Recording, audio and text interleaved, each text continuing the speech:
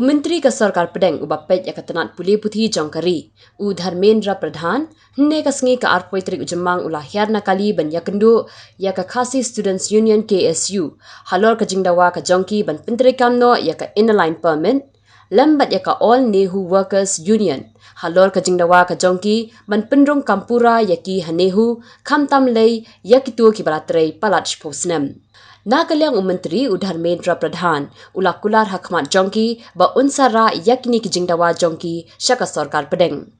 La ban penken mau hangne ba u Dharmendra Pradhan ulawan shishilong na ka bynta ka 27th convocation jong ka school ba Nehu. Because we are demanding LP since the year, the 1980s till date, but ILP is not yet implemented. But why in the state of Manipur, as soon as the BJP came into power, overnight implemented the ILP. But here in our state, till now, we are still waiting for the implementation of ILP. So this is why we are here. So implementation of ILP. No, regulation of casual workers. Sir मेरा बात सुन लीजिए. रुको हो गया ना आपका दीदी. थोड़ा सामने लोगों को बात करने दो.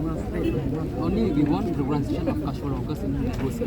Many of us are working more than 20 years. No regulation of that. There is third issue. the same issue. Now we are same. No, I got the point. You are the casual worker. Yes, sir. And they are the company issue. They are all of okay, I got the point. This is another issue. Yes, this is a separate issue. We have been demanding this implementation of ILP. Thank you.